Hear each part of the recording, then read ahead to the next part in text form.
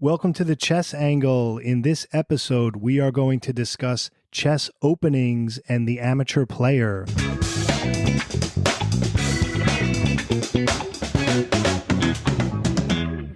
Okay, so let's talk about chess openings. A lot of opinions about that. And remember, we're dealing with the typical amateur player or club player with this podcast. So I'm going to keep that in mind when we have this discussion, because I am one myself. And I'm going to start with an opening theory that's been around for a long time. It's been espoused by titled players and amateurs alike, and it's true. And you may have heard it. I'm not making this up, but I think it is the correct approach for your opening repertoire, which is the purpose of a chess opening is to get a playable middle game, period. I agree with that completely.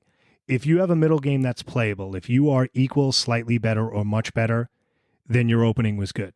So if you're getting a playable middle game, that's what you want. I don't believe, as some will claim, that as white, you should be playing for an advantage, or as black, you should be happy with a draw. You always want to play to win, regardless of what color you have. But if your middle game is equal, slightly better, or much better, then you've achieved a successful opening. So I just want to start with that, because that's sort of the umbrella for my entire philosophy of openings. And that's what this is. I'm sharing my thoughts here. I'm not saying this is Bible. I'm just sharing my thoughts as a player and, as a chess teacher for beginners. All right. So let's start with another sort of contentious area, or something that's up for debate. And I'm going to make a statement that I know is going to be polarizing. And here it is. There's no advantage, I believe, to having the white pieces at the amateur level. Okay, I'm going to let that sink in for a minute. I believe at the amateur level, there is no advantage to having the white pieces. And allow me to explain my answer and parse my answer and why I'm saying that. Theory has shown, yes, that white's advantage is very slight. So white does have a slight advantage, obviously, because he gets to move first. All right. But again, the databases and the theories show that it's a very slight advantage. However, that is with perfect or near perfect play at the grandmaster level, or, close to the grandmaster level. You're looking at very clean, near perfect play for any possible advantage by white to hold true. However, at the amateur level, all games, when I say amateur level, I mean anything like 2200 and below, but especially 2000 and below, all amateur games are riddled with mistakes. So any possible advantage that white might have from moving first is completely negated. And that isn't my own opinion. There was a great piece, either online or in Chess Life. I wish I had remembered who wrote it. But this is a strong titled player basically saying, yeah, there's no advantage to moving first at the amateur level, because the games have so many mistakes that it's completely negated. And as I said, I completely agree with that. Personally, I've done well with both colors. I've done poorly with both colors. And I think a lot of club players are just uncomfortable having the black pieces. Maybe they don't study the opening enough from the black side, and they just work on their openings as white. And then that translates into, oh, I have an advantage as white, rather than addressing a weakness in their game, which is their opening with the black pieces. Because a lot of my guys at my club, I'll do the pairings and they're like, ooh, great, I have white tonight. Or, I'm going to play for a win, I have white. Like, you're not going to play for a win if you have black, Or, oh, I'm playing a higher rated player. Oh, but I have white. And I just kind of let it go. Because if you have, say, two 1,600 players facing each other, the player with the white pieces doesn't have an advantage. Okay, not at that level. If you have two 2,700 players, that's a different story, but that's not what we're talking about. All right, so just to be clear, I don't think there's any advantage to having the white pieces at the club level. All right, second thing I'd like to talk about is my belief in the avoidance of complicated openings, such as the Sicilian defense, which is a theoretical nightmare. I think amateurs are getting themselves into too much trouble by trying to play all these complicated openings, and they think that's the answer to winning is in the opening. I don't agree with that at all. I think you should avoid the Sicilian defense and similar openings because there's so much memorization, so much theory, and it gets messy very easily. So that's what I believe. Which brings me to the next point. I do believe in playing system or thematic openings. Now, again, whether you should play system openings, that's also another big argument in the chess world. But looking at things from a typical amateur player, because most of us, I'm assuming, like me, you're listening to this podcast, I'm assuming you have limited study time. And so, we can't sit around all day following our favorite GM on Twitch or, memorizing variations. We have careers and responsibilities.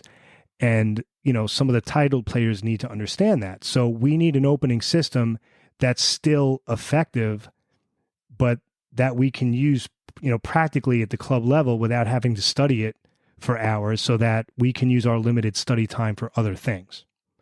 All right. So I believe in system or thematic openings. Now, let me explain what that is for those of you who may not know. A system opening is more concerned about where your pieces belong and achieving a certain structure rather than memorizing specific move orders. So with a system opening, they're easier to learn and there's some flexibility in the move order. All right, thematic openings are similar. You're aiming for a certain structure, but with thematic openings, the plans are very clear and there's maybe a little bit of memorization, but the ideas are still very clear. It's not something where it's just strictly memorization. Okay, let me get into my repertoire. That should make it a little bit more clear. So as white, I only play the London system. That's my complete opening repertoire for white. And I've done very well with it. Of course, I've had some stinker of a game once in a while as well. That happens. But it's kept me in good stead, even against stronger players. I mean, I drew an international master with it when I was like 16, 20 or something like that. So it's an easy system to learn. It's very effective. You can play it against almost anything black throws at you. Now, a little side note about the London system.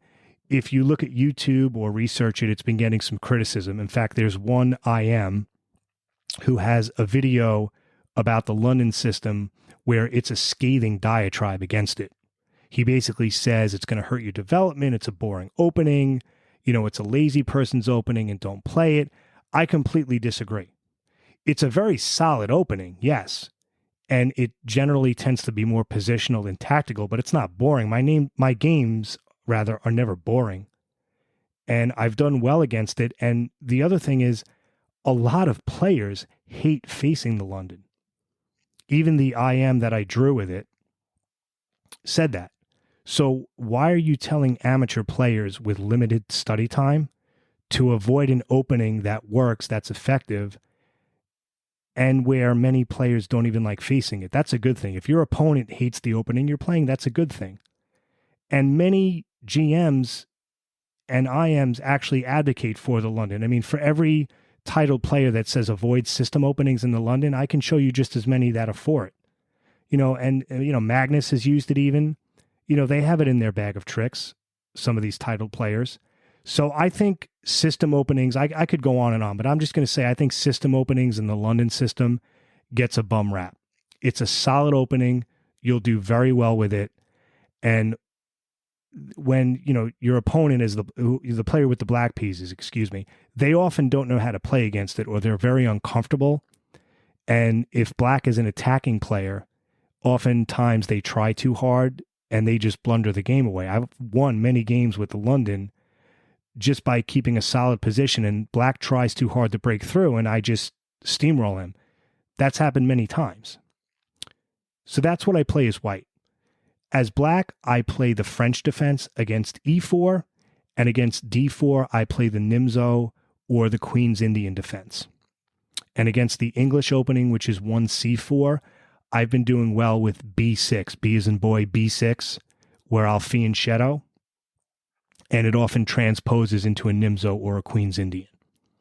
Now, we can argue about system openings, and I know there's a lot of opinions, but the French defense and the Nimzo and the Queen's Indian defenses, those are beyond reproach. Those are respected openings at all levels. I consider the French Nimzo and Queen's Indian to be more thematic openings. They're not really system openings, but the themes and the plans for black are pretty clear. That's why I call them thematic openings. I don't know if that's a general term. I'm sure there's some flexibility in what that means, but that's just how I define it. Okay. So that's my repertoire. Those are my views on the opening. So a few books I just want to share regarding the London system and the openings I use for black. So for the London system, there are 2 books that I highly recommend. Now, if you only want to get one book, I would recommend Win with the London System by Johnson and Kovacevic.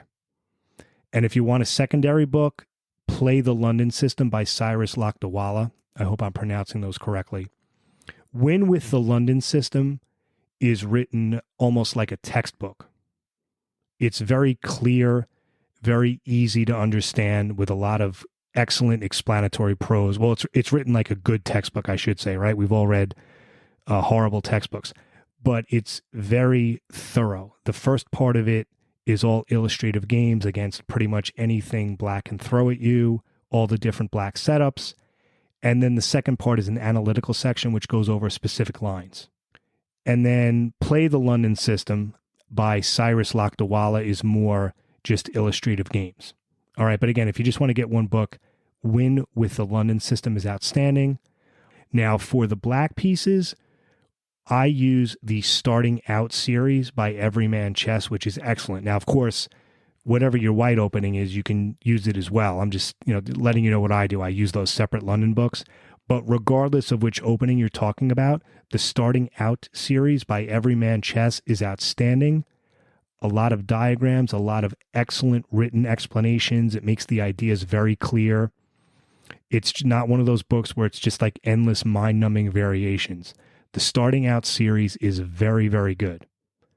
And the French defense one is written by Byron Jacobs, the Nimzo Indian by Chris Ward, and the Queen's Indian by John Ems. Those are my thoughts on the opening. This might be a little bit of a quicker podcast because I just kind of wanted to get through everything. But just to recap, okay, number one, I don't believe there's any advantage to having the white pieces at the amateur level. My opinion. All right, I explained thoroughly why I feel that way.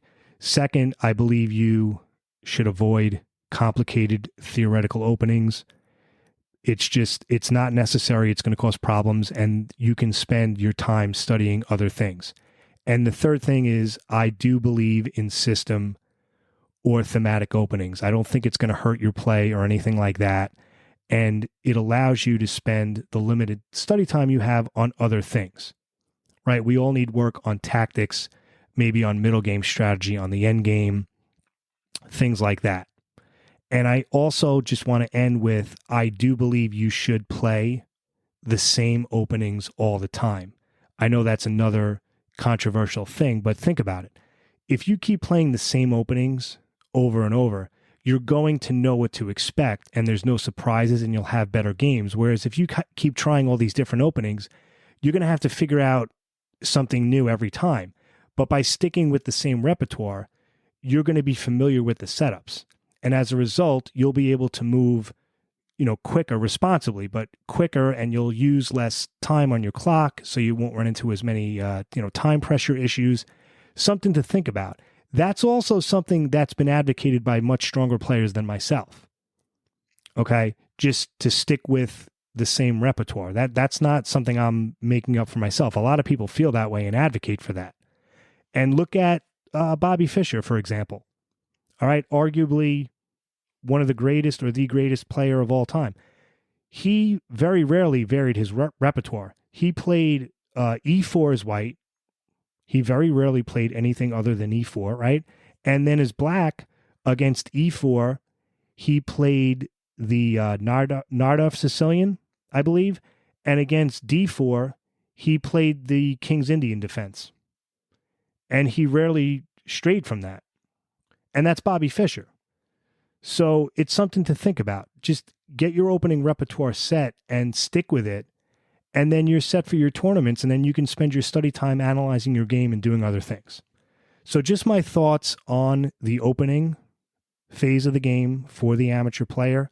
Really appreciate you listening. And as always, I hope you win your next game. Have a great day.